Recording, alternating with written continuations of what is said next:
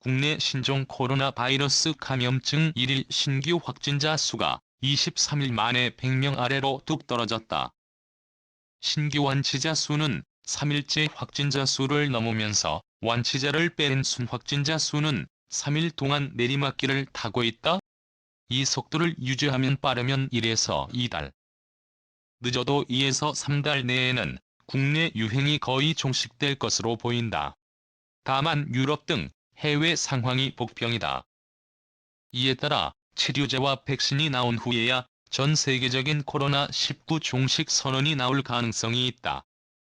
단기간에 국내 상황이 안정되더라도 치료제가 나올 때까지는 대규모 유행이 재발하지 않도록 잘 버텨내야 할 것으로 보인다.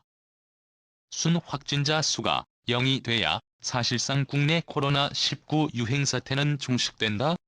따라서 뾰족한 치료제나 백신이 나올 때까지 정부의 방역과 국민의 위생 수칙만으로 상황을 종료시켜야 하는 상황이다. 유행이 언제 종식될지 뚜렷하게 대답하기 어려운 이유다.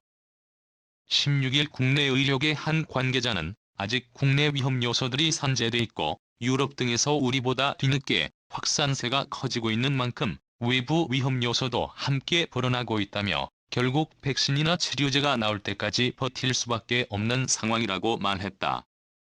중앙방역대책본부에 따르면 1일 0시 기준 신규 확진자 수는 지난 12일 114명, 13일 110명, 14일 107명, 15일 76명으로 내림세를 보였다.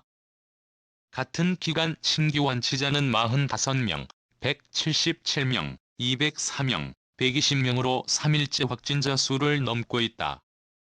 이에 따라 완치자 수를 뺀 순확진자 수는 0시 기준으로 사흘 전 7,536명 정점을 찍은 뒤 13일 7,469명, 14일 7,372명, 15일 7,328명으로 계속 감소하고 있다.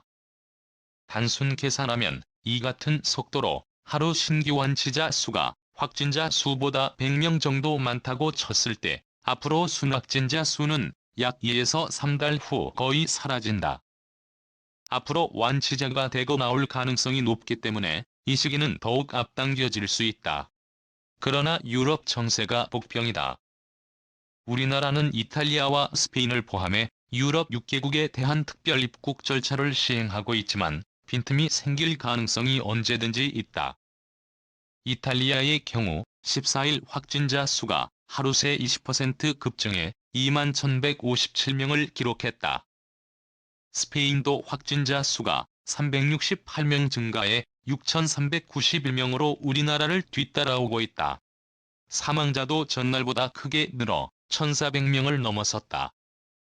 결국 전 세계가 동시에 진정세가 올 때까지 기다려야 하는 상황이다. 최악의 경우엔 더 많은 사람들이 감염된 뒤 체내 면역력으로 이겨낼 수는 있다. 바이러스도 면역력이 생긴 사람에겐 감염 전파가 어려워 시간이 흐를수록 전파 고리가 끊어진다는 논리다. 하지만 사망자를 최소화시켜야 하기 때문에 이때까지 기다릴 수도 없다. 코로나19에 특화된 치료제나 백신이 나오려면 아무리 빨라도 올 하반기가 돼야 할 전망이다.